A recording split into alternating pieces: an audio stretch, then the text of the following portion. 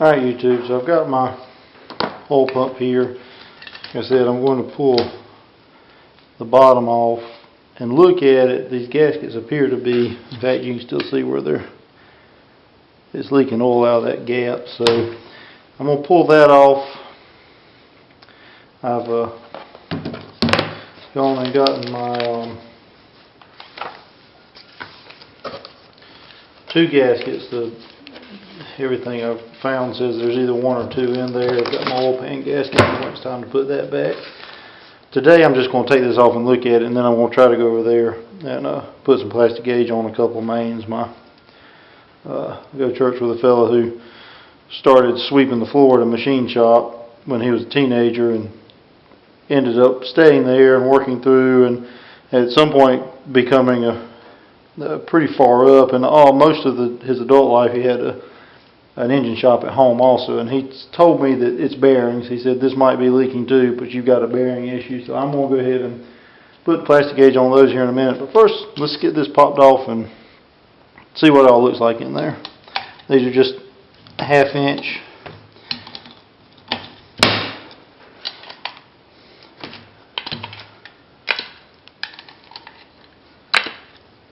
And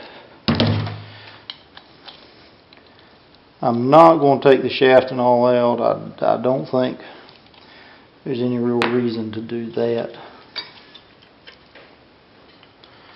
Alright, so there she sits. I'll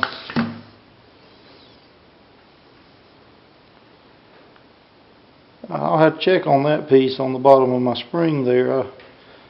It's a little bent. I don't know if you can see that or not. See if that's supposed to be like that.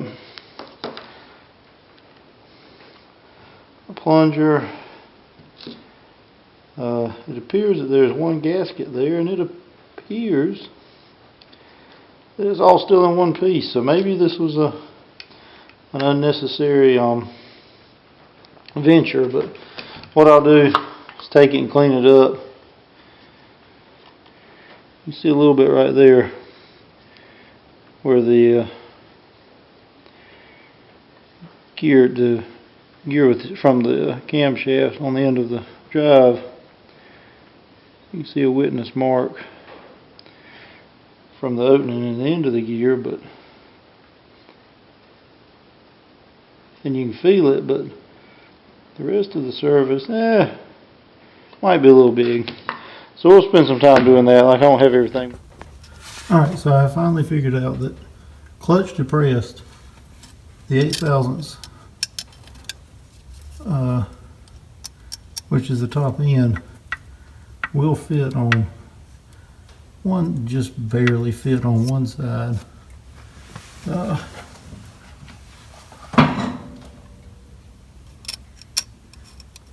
Contorting a little bit here to pull the clutch down with the top of my foot.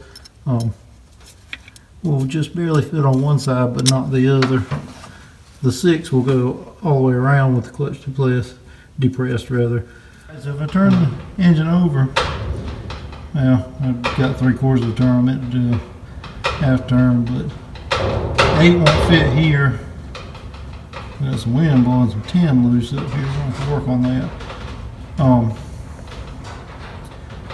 But I don't know. It's a little out of true, I guess. I don't guess that would be out of round. It's one end of the journal is wider than the other, I suppose, is what's happening. I don't know. But we're going to pop this center main off here in just a minute. Put some plastic gauge, torque her back down, and see what we got going on there for a gap. Alright, so I just popped it off.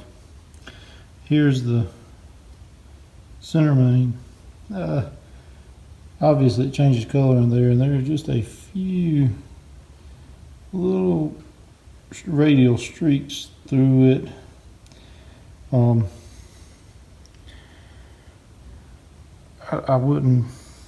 don't know. Well, it probably does. There's like little chatter marks almost right in there. I'm gonna go ahead and clean it off. The journal on the crank looks pretty good. I'll get you a shot of it here in just a second. But maybe it's time to put some bearings in it. like I said, my engine guy said it was definitely bearings, and that's what was going to need. But we're going to get this center at least cleaned up, put some plastic gauge on it, see where she measures. There's the crank journal. Like I said, I haven't cleaned it yet, but nothing jumping out at me. I know on camera it doesn't look, you can't see much anyway, but I'm going to get it cleaned off, and we'll see what we got.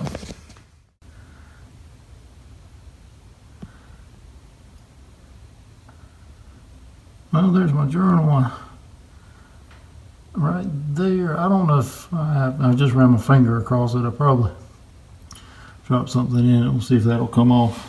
Actually, that's one of those spots you can see in the camera. I can't really even see it from where I'm sitting.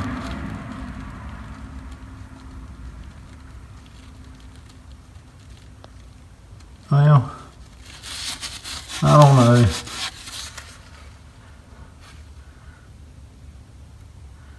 You can kind of feel a spot or two on it. I'm getting worried that maybe what I ought to do is pull this thing. I mean, you can see there's something right there on that thing. I don't know. Oh, this is so aggravating. Such precise stuff over here. But I'm going to just go ahead and measure my gap in there. Let's get the plastic gauge put on. So, copy of the service manual. Crankshaft bearings, crankshaft material, overall length, weight, bearing number, type, diameter, length, front, center, rear, that's the thrust bearing, running clearance, 1.5 thousandths to 3 thousandths. So I put the 1 to 3 thousandths plastic gauge in. I need to bearing cap, 1/2 inch bolts. The hex head is 3/4. They are 75 foot-pounds, which I know you lose a little bit with an extension. I went to 55, then moved myself up to 75. I feel like that's going to be close enough. So let's pop them off and see what we end up with. Guys, so there's my plastic gauge line right there. This is sort of a new thing to me. Sort of nothing. That looks to me like 2 thousandths. I'd say it's a little too wide to be the 3 thousandths. It's certainly not the 1.5. But I don't know. Y'all let me know. I'm gonna get my resident expert.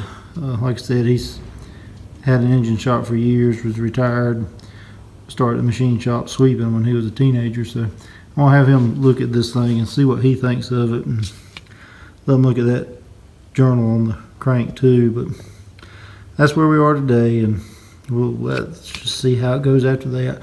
I will get to sanding this thing